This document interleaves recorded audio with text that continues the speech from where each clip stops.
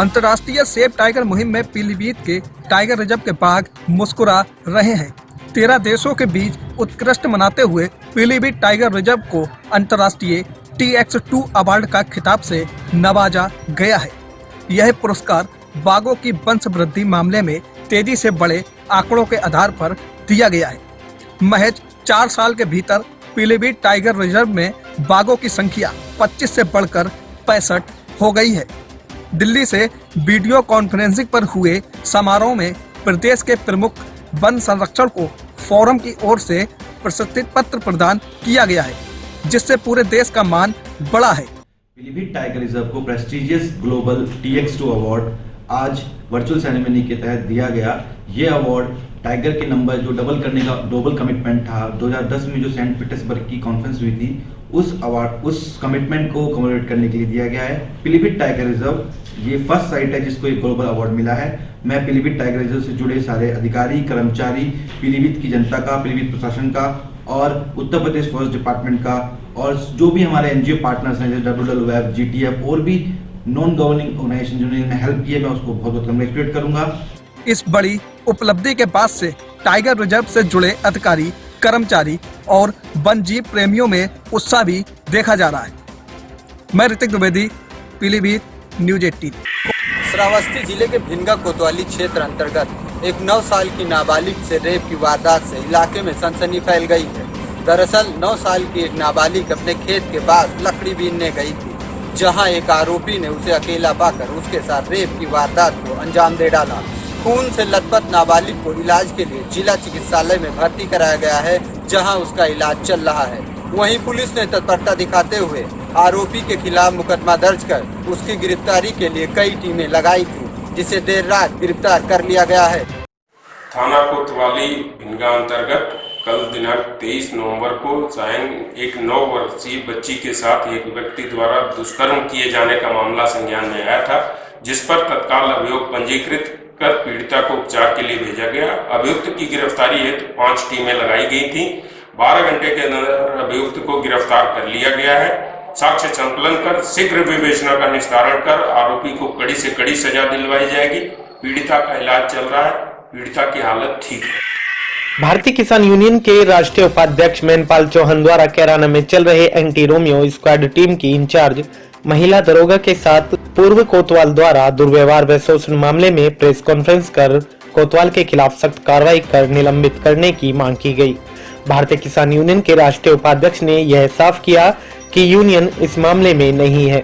यह press conference उन्होंने व्यक्तिगत रूप से की है, जहां एक और पुलिस के आला अधिकारी अपने स्तर पर पूरे मामले की जांच कर रहे हैं, वहीं अब मामले में महिला दरोगा के पक्ष में कई संगठन के लोग भी समर्थन में दिखाई दे रहे हैं।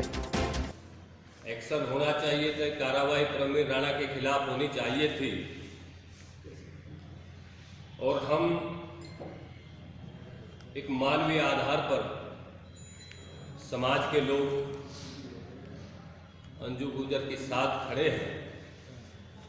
एक तरफ तो सरकार कहती है बेटी बचाओ बेटी पढ़ाओ, ये चाहता हूं कि पुलिस प्रशासन निष्पक्ष जांच करे। अगर निष्पक्ष जांच नहीं होती तो कोई न कोई समाज के लोगों ने कठोर कदम उठाना पड़ेगा। हालांकि मामले में शामली एडिशनल SP जांच कर रहे हैं। फिलहाल दोनों अधिकारियों को उनके पद से हटाया जा चुका है। अधिकारियों की माने तो जांच के बाद मामले में उचित कार्रवाई होनी निश्चित है। Bureau report, news 18 India. Etawah में बीजेपी द्वारा कानपुर व बुंदेलखंड मंडल के क्षेत्रीय उपाध्यक्ष बनाए जाने के बाद प्रथम आगमन पर जगह जगह हुआ स्वागत। खुली जीप में सवार होकर उपाध्यक्ष ने लोगों का अभिवादन स्वीकार किया और कहा आने वाले MLC और प्रधानी के चुनाव में बीजेपी की जीत होगी। पहले इटावा किसी एक पार्टी विशेष के नाम से जानी जाती थी, अब इटावा में बीजेपी का नाम लोगों में है। मैं समझता हूँ भारतीय जनता पार्टी में कोई भी जब पद दिया जाता तो पदनी को दायित्व होता है, एक बड़ी जिम्मेदारी होती है। भारतीय जनता पार्टी अपने विचार को लेकर चलती है, उसका राष्ट्रवादी सोच सभी लोगों को प्रेरित करता है। माननीय मोदी जी, माननीय योगी जी की जितनी भी कल्याणकारी योजनाएं हैं संगठन उसे नीचे तक कार्यकर्ताओं को लाभान्वित और उनका उन तक लाभ पहुंचाने का कार्य करता है। अनंतराम टोल प्लाजा से लेकर शहर के नगरपालिका तक दर्जनों जगहों पर भव्य स्वागत किया गया। नगरपालिका में ब्राह्मण जागृति महासभा के जिलाध्यक्ष संजीव पांडे ने उपाध्यक्ष को परशुराम की मूर्ति व फरसा देकर सम्मानित किया।